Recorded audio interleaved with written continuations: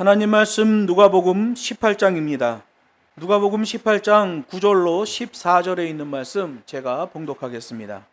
또 자기를 의롭다고 믿고 다른 사람을 멸시하는 자들에게 이 비유로 말씀하시되 두 사람이 기도하러 성전에 올라가니 하나는 바리새인이요 하나는 세리라.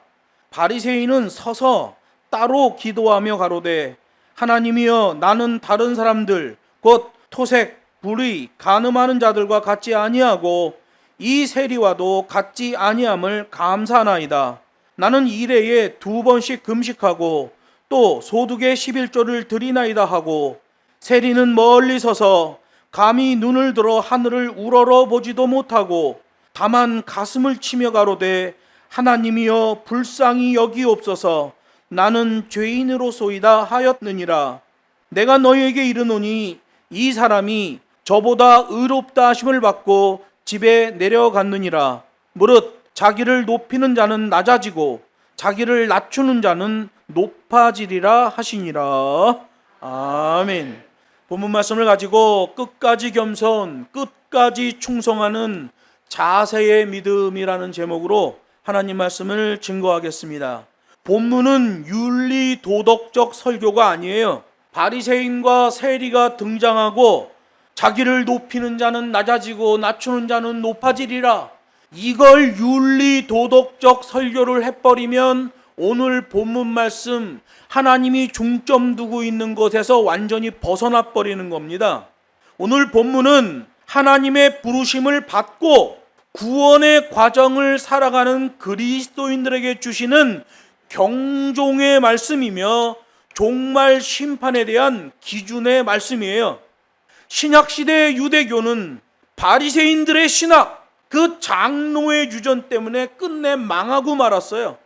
듣기에는 좋은데 뒤틀려버린 신학이었죠. 관대한 신학이었어요. 관대한 신학이었기 때문에 뒤틀려버린 겁니다. 그래서 결국은 예루살렘 성전이 회파돼 버리는 거예요. 그 바리새인들 종교 지도자들의 핵심 초점이었던 예루살렘 성전이 다 회파돼 버리고 말았습니다. 복음서를 보면 예수님께서 복음을 전할 때마다 걸림돌이 되었던 것이 바로 신약 시대의 그 종교 지도자들이었어요. 독버섯과 같은 존재들이었죠. 예수님도 그들에 대하여 말합니다. 이 독사의 자식들아, 회칠한 무덤들아, 평토장 무덤들아 라고 말씀하셨어요. 그래서 예수님의 사역 대부분이 그들과의 싸움이었고 끝내 그들에게 죽임을 당하고 말았지요.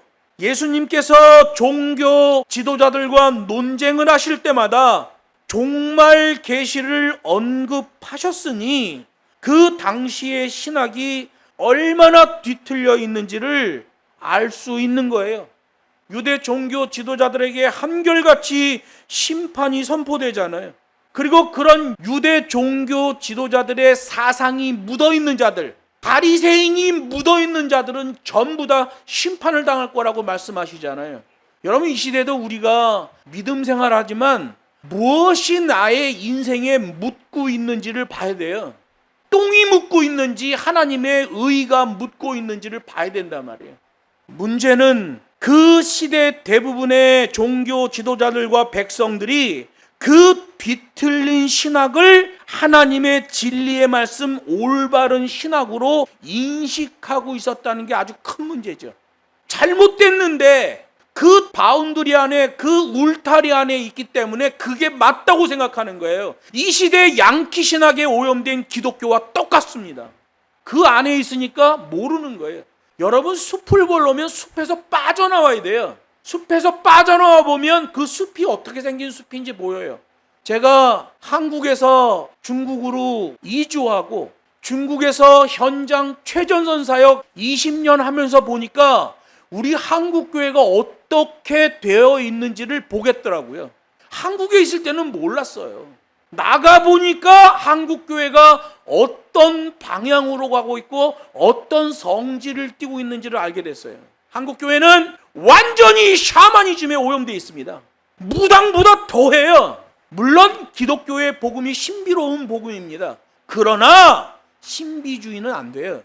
밖에 나가서 한국 교회를 보면 너무도 이상해요. 마치 불교가 한국에 들어와서 완전히 샤머니즘이 된 것처럼 기독교도 역시 그렇게 돼 있어요. 그래서 제가 신학생들한테 말합니다. 목회를 하려면 신학 마친 다음에 외국에 가서 한 5년, 10년 정도 사역하고 들어와서 여기서 목회하는 게 좋겠다. 왜냐하면 이 한국교회의 실상을 밖에서 봐야 돼요. 숲을 보려면 숲에서 빠져나가서 봐야 돼요.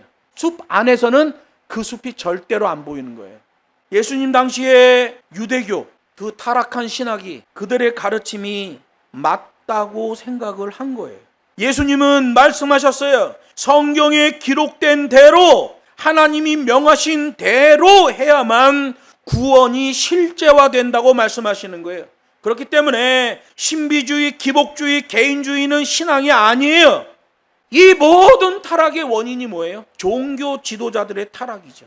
구약 왕정 시대를 보면 남유다 말기에 종교적으로 제사장과 장로들이 타락해버리니까 왕들도 타락하고 관료들도 타락하고 백성들도 죄다 타락해버렸어요. 생명의 계명, 구원의 율법을 변질시킨 것 때문에 북이스라엘도 멸망했고 남유다도 패망을 당하고 말았어요. 하나님께서 남유다 멸망 직전에 눈물의 선지자 예레미야를 보내셨지만 유대 종교 지도자들은 끝내 귀를 닫고 배도의 길을 걸어갔던 거예요. 이 시대랑 똑같습니다. 북이스라엘도 망하고 남유다도 망해 각각 이방 땅에 포로로 끌려가는 일이 발생했어요. 그때의 하나님의 사역자들은 외쳤습니다. 우리가 잘못됐습니다. 우리는 범죄했습니다. 하나님 앞에 회개해야 됩니다. 안 그러면 하나님이 우리를 멸절시킬 것입니다. 그런데 가짜 선지자들은 외쳤습니다. 그럴 리가 없다. 우리는 선민 이스라엘 백성이다. 하나님이 우리를 멸절시킬 리가 없다. 결과는 어떻게 됐어요? 박살났죠. 이 시대도 양키 신학은 한 번 구원, 영원한 구원을 말합니다. 아니에요. 믿음으로 구원, 행위로 심판이에요. 이스라엘 포로기 때에도 하나님이 선지자들과 믿음의 사람들을 보내셨지만 대부분의 유대인들은 자기 소견에 오른 대로 그렇게 살았어요. 기준 없이 자기 소견에 오른 대로 사는 것은 망조의 흐름이에요. 그러다가 페르시아의 고레스 왕 때에 이스라엘 포로 귀환 포고령이 발표되면서 이스라엘 포로들이 다시 유대 땅으로 돌아오게 됐던 거예요. 그건 고레스의 능력으로 된 게 아니라 하나님이 70년 전에 이미 예레미야를 통해서 70년 후에 다시 돌아오게 하실 것이다 라는 하나님의 주권적 언약을 통해서 되어진 거예요. 이스라엘 백성들이 폐허가 된 예루살렘에 돌아왔지만 18년이 지난 후에야 가까스로 성벽을 재건했고 겨우겨우 성전 예배를 회복했지만 100년도 안 되어 다시 타락하기 시작했어요. 그 타락이 또 종교 지도자들 때문에 그래요. 이 종교 지도자들의 문제가 이게 보통 문제가 아니에요. 종교 지도자들은 내가 어디에 속해 있느냐를 항상 봐야 돼요. 내가 뭘 할 줄 아느냐 노하우가 아니라 내가 어디 편에 서 있냐 nowhere를 따져봐야 돼요. 잘못된 곳에 있으면 그 못된 것이 묻어서 똑같은 사람이 돼버리는 거예요. 종교 지도자들이 타락하니까 정치 지도자들이 타락하고 그 백성들도 죄다 타락하는 현상이 나오잖아요. 여러분, 종교 지도자들의 타락은 세 가지로 함축됩니다. 첫 번째 타락은 종교 지도자가 거짓된 것을 추종할 때에 타락합니다. 가짜 목사를 따라가거나 가짜 신학을 따라갈 때 그 사람은 타락합니다. 또 종교 지도자들의 타락은 보신주의 침묵 때문에 타락합니다. 겁이 많아요. 자기중심적이야. 내가 이 얘기했다 다른 사람한테 공격당하면 어떡하지? 보신주의, 침묵, 이것 때문에 타락합니다. 여러분, 기독교인은 예할 거 예하고 아니할 거 아니해야 돼요. 옛날에는 길거리에 나가서 외쳤지만 지금은 SNS에서 막 외쳐야 돼요. 거짓과 조작질과 막 싸워야 돼요. 보신주의는, 그 침묵은 범죄행위예요. 또 종교 지도자들의 타락은 게으름과 나태함 때문에 그래요. 게으르고 나태해서 그 시대를 읽지 못하고 그 시대를 바르게 인식하지 못해요. 그래서 타락하는 거예요. 종교 지도자들의 타락은 그렇게 세 가지예요. 거짓된 것을 추종하고, 보신주의에 빠져 침묵하고, 게으름과 나태해서 공부를 안 하기 때문에 인식의 오류가 발생하는 거예요. 이게 종교 지도자들의 타락이에요. 유대 종교 지도자들의 타락도 바로 이거예요. 하나님의 생명율법이 있음에도 불구하고 제 욕심을 추구하는 종교 지도자들에 의해 유대민족은 타락과 위기를 거듭할 수밖에 없었어요. 그 후에 400년 동안 하나님이 침묵하셨으니 이스라엘 역사 가운데 암흑시대라고 불리우는 시대예요. 더 이상 하나님이 말씀하지 않아요. 이 거지 같은 종교 지도자들아, 너희가 정말 나의 종이 맞냐? 공의의 하나님의 종이 맞냐? 우리 하나님은 관대한 신학을 말하지 않아요. 그 암흑시대 400년 끝에 하나님께서 다시 말씀하시기를 시작하며 예수님이 탄생하셨고, 예수님의 사역은 구약 계명을 회복시키고 완성시키는 거예요. 종교 지도자들에 의해 변질된 구약 계명을 원위치 시켜놓는 게 예수님의 사역이었어요. 그게 구약 계명을 완성하는 거예요. 구약 계명은 처음부터 종말을 향한 방향성을 가졌으며 죄인을 능히 구원시키는 계명이었어요. 계명을 기준으로 순종하면 복을 받고, 계명을 기준으로 불순종하면 저주를 받는다. 이게 구약 말씀이에요. 예수님이 완성하신 것도 이 말씀이에요. 바리새인들이 만들어 놓은 관대한 신학으로 한 번 구원, 영원한 구원, 선민은 구원, 이따위 신학이 아니라 계명을 기준으로 순종하면 복을 받고, 계명을 기준으로 불순종하는 자는 저주를 받는다. 계명이 기준이에요. 하나님의 말씀의 기준에서 복을 받고 하나님의 말씀의 기준에서 저주를 받는 거예요. 따라서 선민이라 할지라도 하나님의 말씀에 불순종하고 하나님의 말씀에 대항하면 그는 지옥에 떨어지는 거예요. 그게 하나님의 계명이에요. 예수님께서 그 구약 계명을 완성하셨는데 구원의 방향성은 믿음으로 구원, 이렇게 나왔어요. 심판의 방향성은 행위로 심판, 이렇게 되어 있어요. 구약 계명 그 자체가 회복된 거죠. 계명을 기준으로 순종하면 복을 받고 불순종하면 저주를 받는다. 예수님이 완성하신 복음, 구원의 방향성은 믿음으로 구원이고 심판의 방향성은 행위로 심판이다. 구약 계명 그 자체를 원위치 시켜 놓으셨죠. 성경은 구약에서부터 신약에 이르기까지 한결같이 영원토록 불변하는 하나님의 계명을 붙들라 라고 말씀하신단 말이에요. 하나님께서 주신 신구약 계명은 그런 싱글 포커스의 흐름이 있는 믿음을 원하고 있다는 거예요. 끝까지 겸손하고 끝까지 충성하는 믿음이죠. 중간에 대충 엔조이하고 이런 게 아니라 끝까지 겸손, 끝까지 충성의 흐름이 있는 믿음을 원하고 있는 거예요. 그러나 안타깝게도 이 신약시대의 마지막 때에 보면 많은 그리스도인들이 세속주의에 빠져서 믿음의 길에서 이탈하게 될 것이라고 말씀하시는 거예요. 인자가 세상에 올 때에 그 믿음을 보겠느냐? 아라 요레세이 템피스틴 에피테스게스.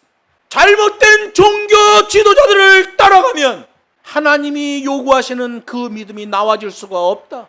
내가 재림할 때에 그 법과 식대로 계명대로 하는 믿음을 보겠느냐? 라고 말씀하는 거예요. 이것도 왜 이렇게 되는 거예요? 종교 지도자들의 타락이죠. 한국은 약 18년 전에 성경이 개학되면서 목사들의 어마어마한 타락이 시작됐습니다. 인자가 세상에 올 때에 그 믿음을 보겠느냐? 여러분, 이제 앞으로 요한계시록에서 말씀하시는 것처럼 각자 도생의 복음을 가져야 돼요. 성도 한 사람 한 사람이 하나님의 진짜 계명의 말씀을 알고 있어야 되고 그 계명을 기준으로 법과 식대로 살아가야 돼요. 교단도 무력화됩니다. 그동안 기독교 철옹성이었던 김정한 목사가 압수수색을 받는 거 보세요. 여의도 순복음교회 이영훈 목사가 압수수색을 받는 것 보세요. 거긴 한국교회 철옹성이에요. 정치 지도자 어떤 권력을 가진 자도 거기는 안 건드려요. 온갖 비리가 넘쳐나는 곳이에요. 근데 거기가 무너지고 있어요. 이거 엄청난 사건이거든요. 왜 한국교회가 이렇게 타락을 거듭하고 있는가? 종교 지도자들의 타락이에요. 그래서 여러분이 하나님의 말씀으로 각자 도생의 신앙으로 가야 됩니다. 앞으로는 더 심화되어질 거예요. 하나님의 말씀이 선포된 그곳에서 실제적으로 실천되어지는 그 믿음을 보겠느냐라고 말씀하신 주님. 이 말씀은 부정적 예측이지요. 계명대로 법과 식대로 자세 잡는 믿음이 거의 없을 것이다 라고 말씀하시는 거예요. 왜 그럴까요? 종교 지도자들의 타락 때문에 그렇습니다. 구약시대 때 하나님의 선지자들에 의해 선민 이스라엘에게도 하나님의 심판이 선포되었을 때 가짜 선지자들은 그럴 리가 없다고 말했어요. 그러나 결국 하나님의 그 극렬한 심판이 선민 이스라엘에게 임하고 말았습니다. 이 시대 관대한 신학, 양키 신학, 기독교인에 대한 어떤 특혜성 구원을 말합니다. 가짜입니다. 믿음으로 구원, 행위로 심판입니다. 그 연장선상에서 예수님은 누가복음 18장 1절로 8절에 있는 말씀을 선포하신 거예요. 예수님이 완성하실 종말과 재림 때에 믿는 자들의 자세를 말씀하셨어요. 그리고 오늘 본문도 그 말씀에 연결된 말씀이에요. 자기 소견에 옳은 대로 사는 자들에 대한 종말과 심판을 또 말씀하시는 거예요. 여기 9절에 보면 패역한 종교 지도자가 나옵니다.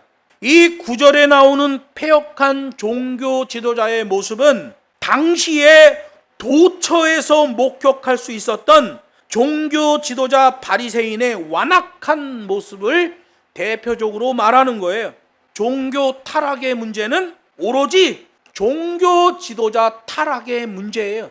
잘못된 교단에 들어가 있는 목사들, 잘못된 교회에 들어가 있는 목사들, 잘못된 가르침이 있는 곳에 들어가 있는 목사들은 다 그 거짓이 묻어버립니다. 그 오염이 묻어버려요. 종교 타락의 문제지. 타락한 종교 지도자는 위선과 교만 때문에 종교적 약자, 사회적 약자들을 무시하고 정죄하는 모습을 보여요.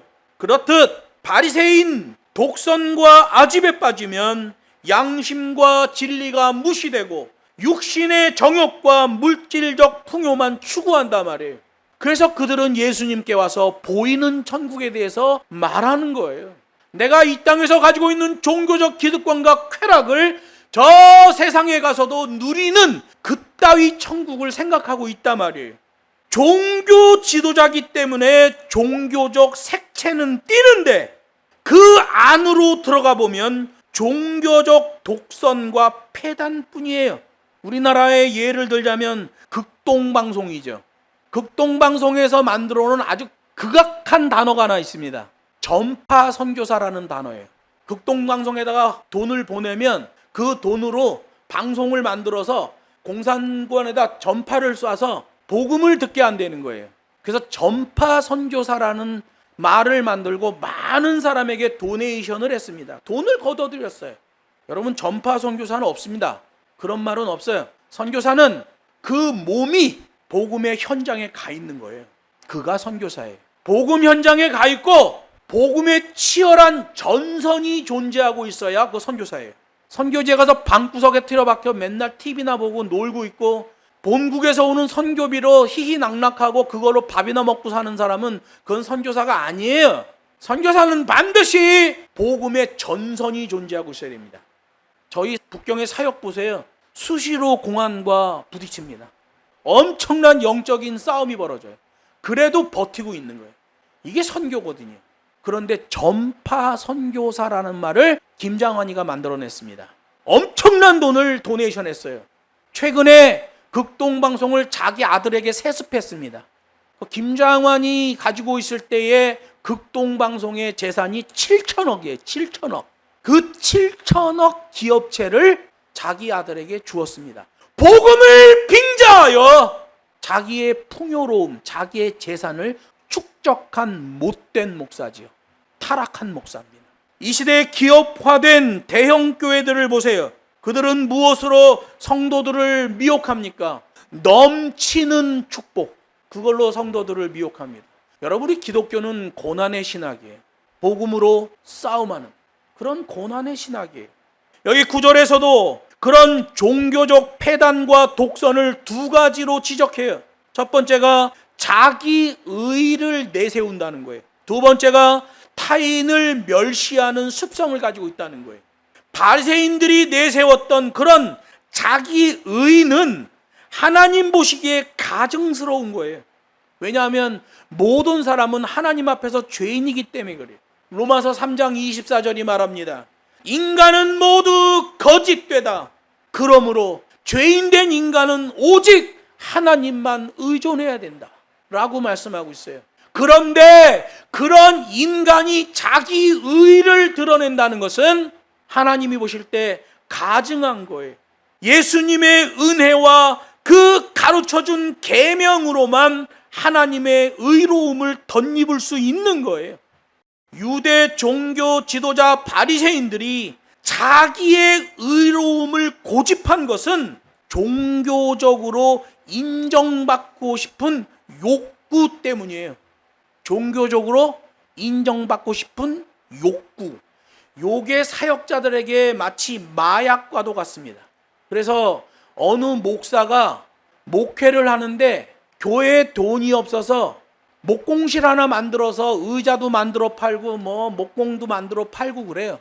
그 목사가 얘기합니다. 나는 이중직 목사야 라고 말해요. 종교적으로 자기 의를 인정받고 싶은 욕구 때문에 목공 알바하는 일을 이중직, 마치 성직과 동일 반열에 있는 것처럼 표현하는 거죠.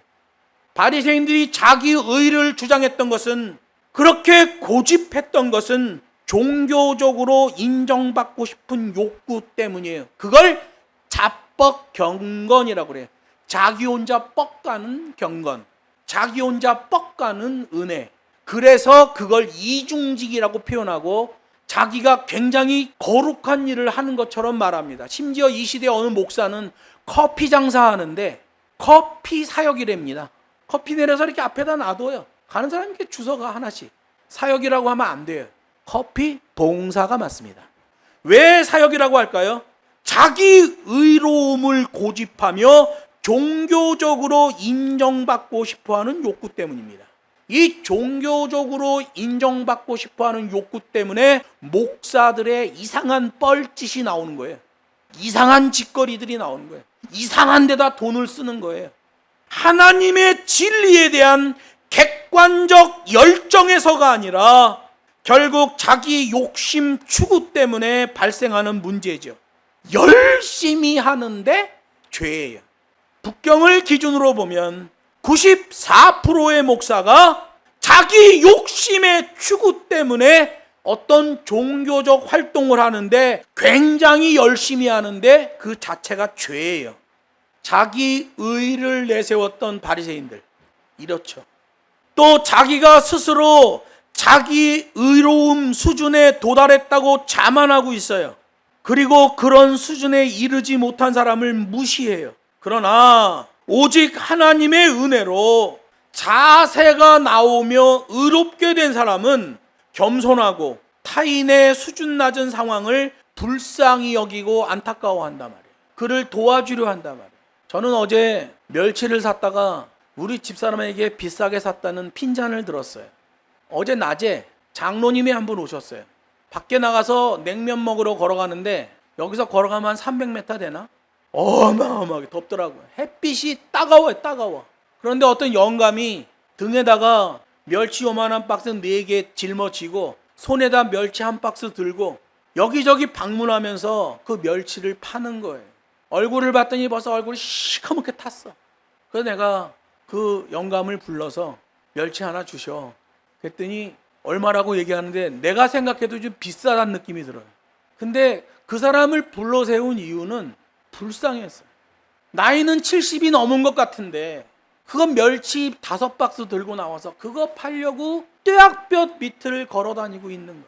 그래서 얼마 돈을 주고 샀어요. 우리 집사람 얘기로 들어보면 내가 한 15,000원에서 18,000원 비싸게 주고 샀어.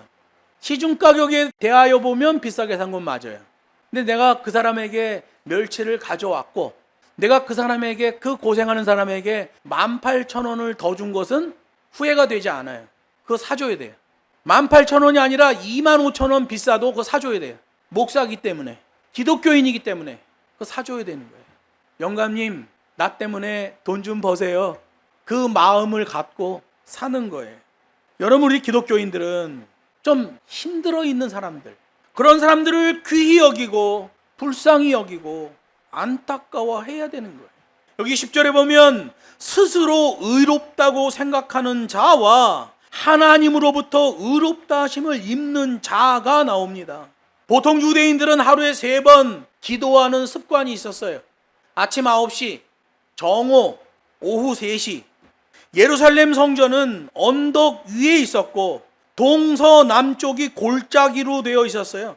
유대인들은 성전 안에 들어가 유대인의 뜰에서 기도했습니다. 그렇게 정시 기도하는 게 기본이었고, 어떤 유대인들 중에는 개인적으로 어떤 기도 제목이 있을 경우에는 자유롭게 성전에 올라가 기도를 했어요. 여기 10절에서는 매우 뚜렷하게 대조되는 두 신분의 사람을 말합니다. 바리새인과 세리죠. 바리새인은 당시 유대교 종교 지도자들의 대표 성직자 그룹이에요. 친성 불가침 영역이죠. 우리 한국교회는 지금 자체적으로 썩어서 대단한 위기에 빠져 있고요. 그리고 각 교단 종교 지도자들이 범법 행위를 하여 법적인 제재를 받게 되기 때문에 힘들어지게 됩니다. 특별히 극동방송의 김정한 목사, 여의도 순복음교회 이영훈 목사, 각 교단의 교단장들, 그리고 백석대의 장종현 총장, 특히 장종현 총장은 벌써 가족들을, 손주까지 전부 외국으로 도피시켰습니다. 각 교단장들은 납작 엎드리고 있어요. 왜 그럴까요? 지난 몇 년 동안 통일교와 신천지 그런 것들과 손잡고 똑같이 움직였어요. 예수님 당시의 종교 지도자들의 타락, 이 시대의 종교 지도자들의 타락, 원인이 똑같아요. 구약시대의 종교 지도자들의 타락도 하나님의 계명대로 하지 않은 것, 오염된 신학에 의했기 때문에 다 타락해버려요. 이 시대도 관대한 신학, 양키 신학에 오염된 자들, 그 관대함에 빠져서 범죄 저지르기를 우습게 합니다. 관대한 신학 때문에 그래요. 내가 이 짓을 해도 하나님이 나를 용서해 주실 것이다. 바리새인이 그렇게 대표 성직자 그룹, 신성 불가침 영역에 있는 자를 대표한다면, 세리는 당시 가장 천시되고 원수 취급을 받던 죄인 그룹을 대표하는 자예요. 동네 북이에요, 북. 그냥 사람들이 성질만 나면 세리 욕을 하는 거예요. 성경은 이러한 극단적인 대조를 통해서 인간적 판단과 하나님의 판단이 얼마나 다른지를 보여주는 거예요. 인간적 판단으로는 바리새인이죠. 그런데 하나님의 판단은 저 바리새인보다 이 세리가 하나님의 의롭다 하심을 입고 집으로 돌아갔느니라 라고 말씀하신단 말이에요. 예수님께서 강조하시는 게 뭐예요? 끝까지 겸손해야 된다. 끝까지 충성해야 된다. 그렇게 끝까지 겸손하고 끝까지 충성하려면 매뉴얼이 있어야 돼요. 자기 생각, 자기 기준, 자기의 감성주의는 그게 안 돼요. 반드시 매뉴얼이 있어야 돼요. 하나님의 계명이죠.